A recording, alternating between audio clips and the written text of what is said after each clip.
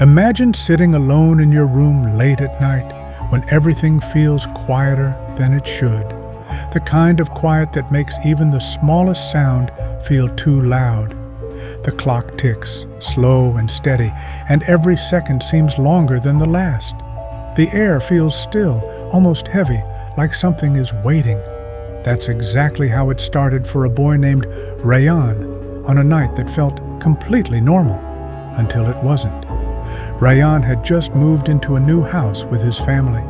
It was bigger than their old one, older too, with long hallways and doors that creaked even when no one touched them. At first, it felt exciting. New rooms to explore, new corners to discover. But there was something about the house that didn't feel right. It wasn't obvious. Nothing you could point at and say, "That's the problem." It was just a feeling, like being watched when you knew you were alone. That night, Rayan couldn't sleep.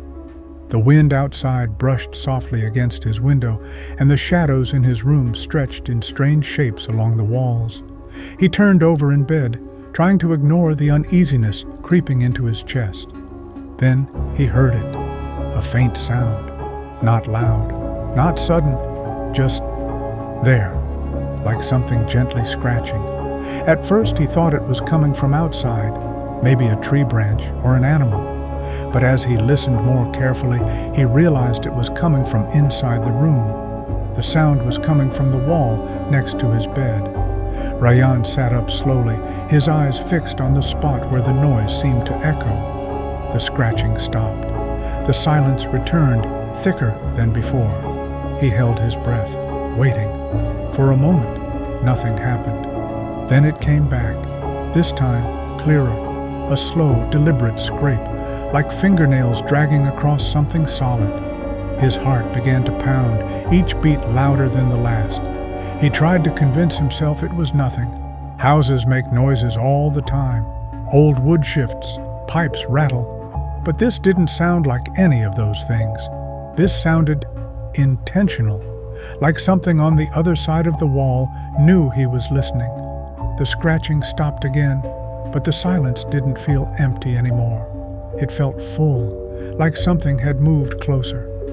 Rayan slowly leaned toward the wall, his hand trembling as he reached out. For a second, he hesitated. Every part of him told him not to touch it. But curiosity, that quiet, dangerous feeling, pushed him forward. The moment his fingers brushed the wall, the scratching returned, loud, fast, right beneath his hand. Rayan jerked back, falling off his bed. The sound stopped instantly. His breathing grew heavy, uneven. The room felt colder now, like the temperature had dropped without warning. He stared at the wall, waiting for something to happen. But nothing did, just silence again. Minutes passed, or maybe longer. It was hard to tell. The clock on his wall had stopped ticking. Then something changed. A faint shape began to appear on the wall. At first, it looked like a shadow, but there was no light to create it. It moved slowly, stretching across the surface like ink spreading through paper. Rayan couldn't move. His body felt frozen, his eyes locked onto the growing darkness.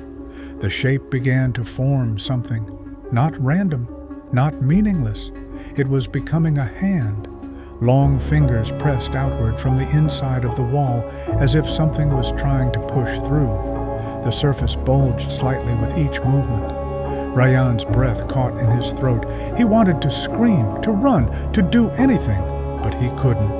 The hand pressed harder, the outline becoming clearer, more real. Then, suddenly, it stopped. Everything went still.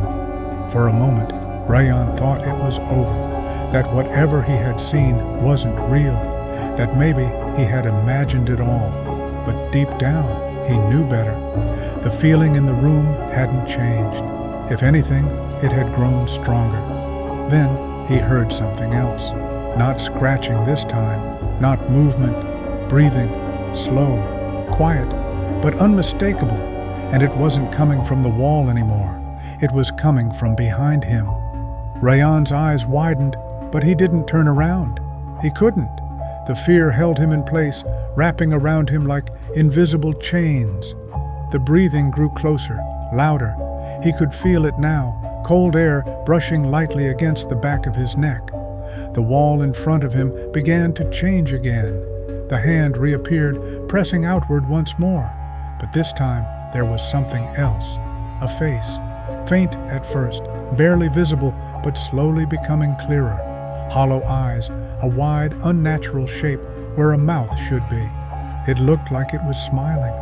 The breathing behind him stopped. The room fell into complete silence. Then, all at once, the wall cracked. A thin line split across the surface, right where the hand and face pressed through. It spread quickly, like a spider web of fractures. Pieces of plaster began to fall, revealing darkness behind it. Not the inside of a wall, just darkness. The hand broke through first. Long, thin fingers stretched into the room, followed by the rest of the arm. It moved slowly, unnaturally, as if it wasn't used to being in this world. The face pushed through next, its features twisted and wrong, its hollow eyes fixed directly on Rayyan. He finally found the strength to move. But this time, instead of running, something inside him shifted. The fear was still there, but beneath it, there was something else, a strange realization. The thing had been waiting, not just for anyone, but for him to notice it. Rayyan slowly stepped back, his eyes never leaving the creature. The room felt like it was shrinking, the walls closing in, the darkness pressing closer. The creature moved forward, not walking, not crawling, but sliding through the air like it didn't belong to the same world. Then, just as it reached the center of the room, something unexpected happened. The first ray of sunlight slipped through the curtains. It touched the floor, then the wall, then the creature. For a split second, everything froze. The creature's form flickered like a broken image struggling to stay together. The hollow eyes widened, and the unnatural smile twisted into something else. Not anger, not pain, something closer to fear. The light grew stronger. More sunlight filled the room, pushing away the darkness that had gathered all night. The creature began to fade, its shape breaking apart like smoke in the wind. The hand reached out one last time, stretching toward Rayyan, but it couldn't get any closer. And then, it was gone. The wall sealed itself instantly, as if nothing had ever happened. No cracks, no shadows, no sign of the thing that had just been there. Rayyan collapsed to the floor, his body finally able to move again. His heart raced, his breathing uneven, but he was still there, still in his room, still safe. The morning felt different after that. Sunlight filled every corner of the house, and the strange heaviness from before had disappeared. The walls no longer felt like they were watching. The silence no longer felt alive. Rayyan's parents called for him, and this time he answered. Days passed, and nothing like that night ever happened again. The house became just a house. The noises faded into normal sounds. The fear slowly turned into something distant, like a memory that didn't quite feel real anymore.